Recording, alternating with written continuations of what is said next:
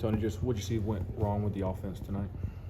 Too many strikeouts is obviously the answer, and if you go to the back half of the game there, or the ninth inning of the game, we had fastballs to hit and did not. But earlier in the game, as firm as Sproat can throw the thing, up to 100 miles an hour. I don't know what he was up to tonight. A lot of the outs we had were guys just being a little off the end of the bat, or maybe chasing off speed pitches that were not in the zone. And clearly there were opportunities, but nothing really spiraled in the right direction for us offensively to where we built anything. The one run we scored was where our guy got up there and had a little feistiness to him and ended up hitting the thing out of the park. From your vantage point, just what made Sproat so effective? Able to throw the slider for a strike. Change up is kind of a chase pitch for him. And then, clearly when you do have a fastball like that, you have to respect that as a hitter. But I can't speak for him, and I got a high level of respect for his stuff, but I'm willing to bet he said he didn't have his best stuff tonight. I don't know if he was cramping up or whatever. He kind of probably had as much guts to the outing as he did anything. Because, again, we did have guys on base. There were situations we could score, but with his back up against the wall, he found a way to get it done. Maybe we helped him out a little bit. A couple nice defensive plays that I can recollect, but, maybe he gutted out the thing. How frustrating is that in the strikeouts with the fastballs and just seeing them go straight down the middle? Yeah, it is. I mean, there's a couple where guys are just locking up, and, those are the ones you're seeing that are the most frustrating, and too many minds.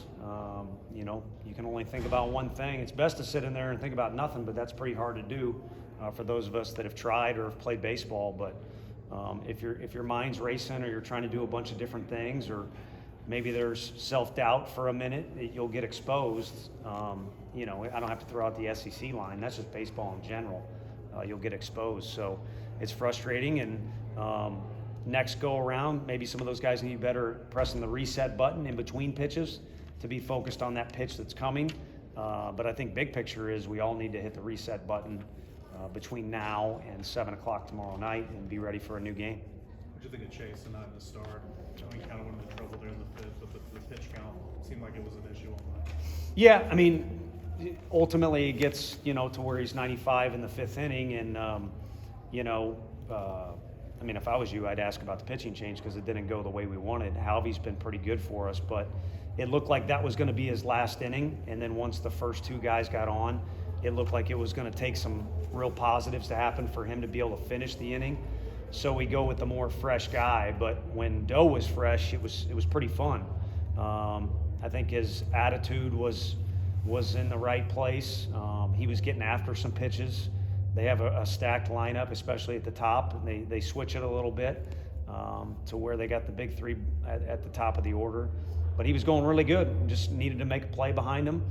But you're never going to be perfect. So when that happens, again, on both sides, you got to kind of gut through it. And he's been known to do that for us. But again, the pitch count being a little high was, ultimately maybe what kind of took him out of the game. Do you feel like Doe's command is a lot different the past couple of weekends versus the first couple of games of conference play?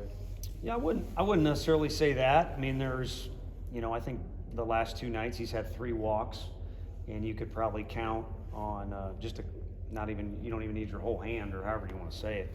There weren't many occasions where there was more than 2 walks per outing last year. But he's a strike thrower for us, and sometimes when guys swing and miss, it gets you deep into our account, so maybe you're more susceptible to walking a guy. But, just a little bit off. Tonight, I thought the mindset, the approach was really good.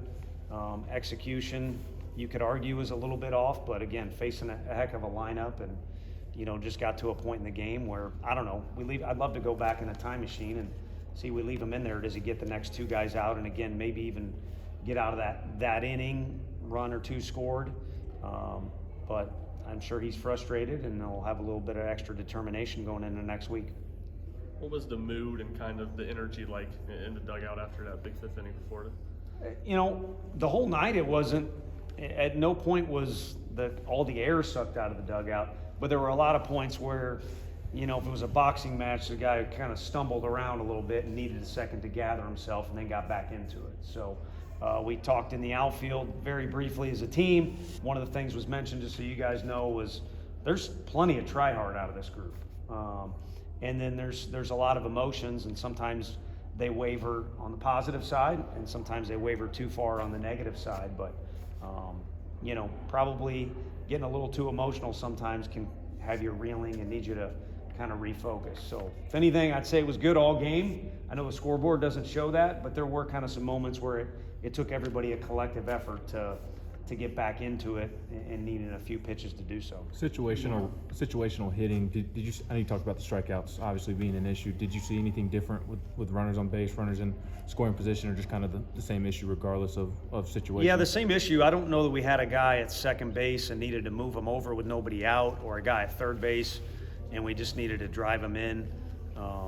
So more than anything, it was kind of putting it together. And you talk about either winning at bats or quality at bats, or you can say getting on base, however you want to quantify it, winning at bats. And too many times we had a couple in a row and then nothing, and a one in a row and then nothing, and a couple in a row. And hey, you can even strike out and it can still benefit us if it's an AB where you battled, or I'm thinking worst case scenario, their strikeout ain't too good, but there's ways you can help the team win and keep the thing moving in a forward direction, even if you don't hit the ball over the fence. And we had a few too many at-bats that kind of stalled us out. How do you expect Christian Moore, to respond to a tough game for him?